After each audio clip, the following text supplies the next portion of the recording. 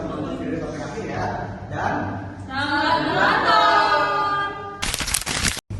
Decision Support System atau DSS adalah sistem berbasis komputer yang digunakan untuk membantu proses pengambilan keputusan dalam situasi semi terstruktur atau tidak terstruktur dengan melalui cara menyediakan informasi, model, atau alat analisis. Tujuan dari pengimplementasian DSS ini adalah untuk membantu manajer dalam membuat keputusan yang lebih baik dengan cara menyajikan informasi yang relevan, cepat, dan akurat. DSS tidak hanya menampilkan data, tetapi juga menyediakan berbagai alternatif solusi terhadap suatu permasalahan yang dihadapi. Selain itu, sistem ini memungkinkan penggunaan untuk melakukan analisis seperti what if analysis, membandingkan berbagai skenario, menjalankan simulasi, serta melakukan prediksi berdasarkan data yang tersedia, sehingga proses pengambilan keputusan menjadi lebih terarah dan efektif. Selanjutnya ada ciri-ciri dari Decision Support System atau DSS. Yang pertama, mendukung pengambilan keputusan. Yang kedua, bersifat interaktif. Selanjutnya, menggunakan data internal dan eksternal. Yang keempat, mengandung model-model analitis. Yang kelima, bersifat fleksibel dan adaptif. Yang keenam, memberikan rekomendasi, bukan memberikan instruksi. Dan yang terakhir, biasanya digunakan oleh level manajerial. Lalu ada komponen dari Decision Support System. Yang pertama, database, berfungsi sebagai tempat menyimpan data internal serta eksternal. Lalu ada model base, yang berfungsi sebagai kumpulan model matematika mulai dari statistik dan simulasi. Yang ketiga ada user interface atau UI, berfungsi sebagai penghubung antara pengguna dengan sistem. Yang keempat ada knowledge base, ini bersifat opsional, berfungsi sebagai aturan dan logika untuk pengambilan keputusan cerdas. Lalu yang terakhir ada software system, berfungsi untuk mengatur kerja seluruh komponen dari decision support system itu sendiri. Oke, materi selanjutnya yaitu tantangan dalam penggunaan DSS secara umum. Yang pertama yaitu kualitas dan ketersediaan data. DSS membutuhkan data yang akurat, lengkap, dan terkini. Jika data input buruk, maka hasil rekomendasi dari DSS akan keliru. Yang kedua yaitu kurangnya pemahaman pengguna. Banyak karyawan atau manajer yang tidak terbiasa menggunakan sistem berbasis data atau tidak memahami output dan analisis dari DSS. Yang ketiga yaitu biaya implementasi dan integrasi. Penerapan DSS memerlukan investasi awal yang sangat besar, termasuk perangkat lunak, perangkat keras, dan integrasi dengan sistem lain. Yang keempat yaitu kultur organisasi yang belum digital.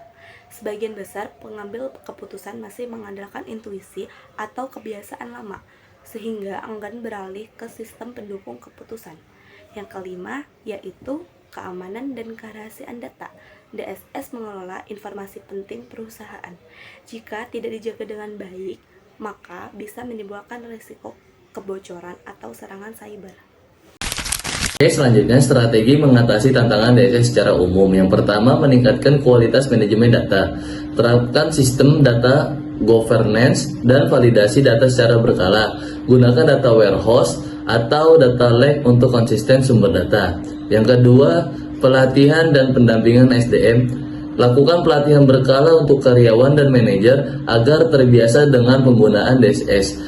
Sediakan manual penggunaan atau tim support internal untuk konsultasi. Yang ketiga, perencanaan anggaran bertahap. Implementasi DSS bisa dilakukan secara modular dan bertahap, dimulai dari bagian paling kritis seperti produksi atau logistik. Yang keempat, mendorong budaya data-driven decision making. Libatkan pimpinan dan manajer senior untuk menjadi contoh penggunaan DSS. Tunjukkan hasil nyata dari DSS agar semua divisi percaya dan mau mengikuti. Yang kelima, memperkuat sistem keamanan informasi. Terapkan akses terbatas, enkripsi, backup, berkala, dan audit sistem secara rutin. Integrasi DSS dengan kebijakan keamanan TI perusahaan. Hai sobat, sekarang kita masuk ke dalam sesi analisis terhadap sebuah PT yang terkenal di dalam pengimplementasian terhadap Decision Support System tersebut.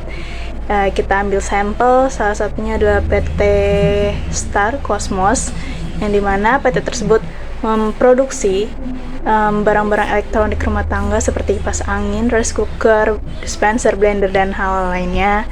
Nah, di era globalisasi ini, sistem DSS tersebut telah digunakan oleh perusahaan, di mana perusahaan tersebut menggunakan sistem tersebut untuk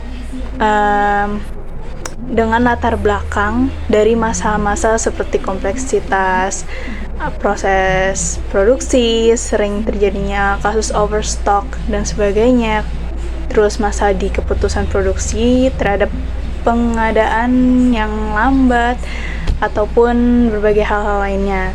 Nah, oleh karena itu di tahun 2012 sampai 2017 PT Cosmos tersebut mulai mengimplementasikan DSS ini atau Decision Support System ini ke dalam bagian mereka untuk membantu proses aktivitas produksi mereka.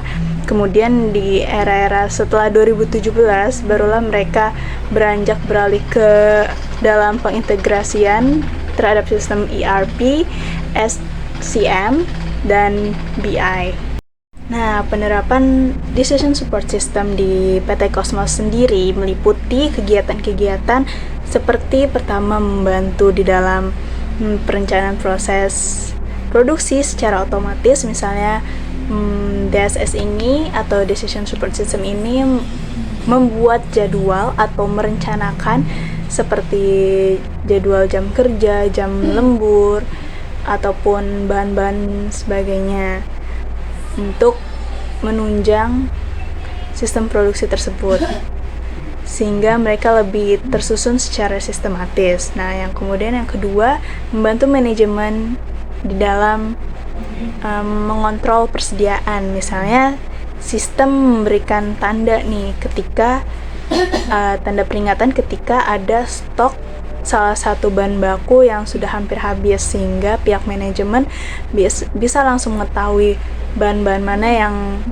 stoknya sudah mulai menipis. Nah, yang ketiga itu membantu di bidang distribusi dan logistik. Misalnya jika gudang di suatu daerah tertentu stoknya menipis dan permintaannya itu meninggi, maka Decision Support System ini yang akan mengatur jadwal pengiriman dari pabrik yang diprioritaskan ke wilayah tersebut. Nah, yang terakhir, Decision Support System ini membantu PT Cosmos dalam mengevaluasi kinerja selama masa produksi. Misalnya jika target produksi suatu elektronik ini per minggunya sekian, tapi hanya bisa direalisasikan jauh dari permintaan, maka DSS lah yang akan membantu menganalisis apa yang menjadi penyebab dari kurangnya tersebut, apakah disebabkan oleh faktor mesinnya yang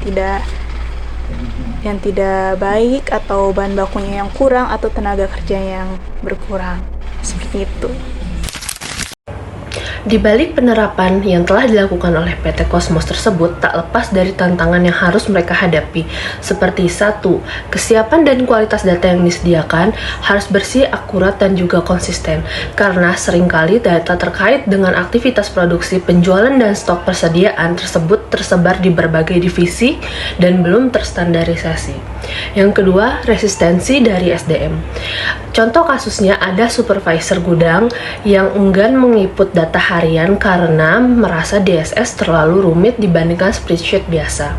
Yang ketiga, integrasi sistem lama. Contoh kasusnya, sistem DSS tidak bisa memprediksi pembelian bahan baku dengan tepat jika ada beberapa data pembelian yang masih dikelola manual atau sistem terpisah.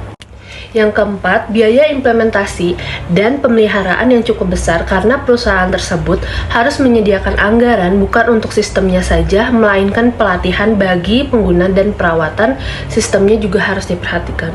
Yang kelima, keamanan dan kerahasiaan data. Karena bisa saja sewaktu-waktu terjadi serangan cyber pada DSS bisa membuat perusahaan kehilangan kendali atas jadwal produksi atau data keuangan. Lalu selanjutnya ada kelebihan dari pengimplementasian DSS pada PT Cosmos.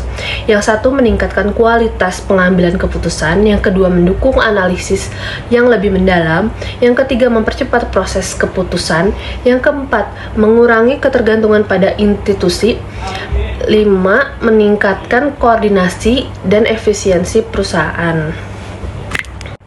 Lalu, kelemahan dari pengimplementasian DSS pada PT Cosmos yaitu ketergantungan pada kualitas data, biaya implementasi dan pemeliharaan, tingkat kompleksitas pengguna, resiko terlalu bergantung pada sistem, dan isu keamanan dan privasi data.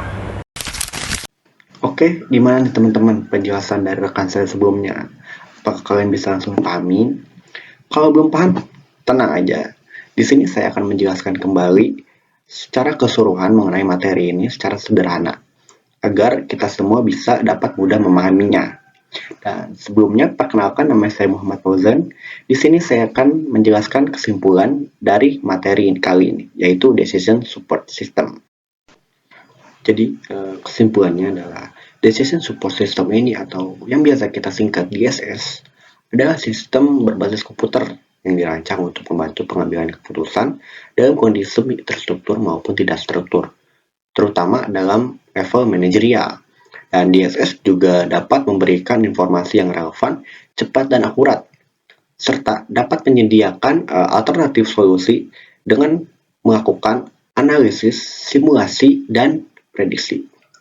Dan DSS juga memiliki ciri khas nih, seperti interaktif, fleksibel, menggunakan data internal dan eksternal, serta menyediakan rekomendasi, bukan instruksi. Komponen utamanya meliputi database, model base, user interface, knowledge base, dan software system. Namun, implementasi DSS ini menghadapi berbagai tantangan, seperti kualitas data yang kurang, keterbatasan pemahaman pengguna, biaya tinggi, budaya organisasi yang belum digital, serta ancaman data. Strategi yang dapat diterapkan untuk mengatasi tantangan ini antara lain peningkatan kualitas manajemen data, pelatihan SDM, perencanaan anggaran bertahap, perubahan budaya kerja, serta penguatan sistem keamanan. Jadi, secara keseluruhan, DSS ini terbukti memberikan banyak manfaat bagi organisasi, terutama dalam meningkatkan kualitas pengambilan keputusan, meskipun tetap memerlukan perhatian khusus terhadap tantangan teknis dan budaya yang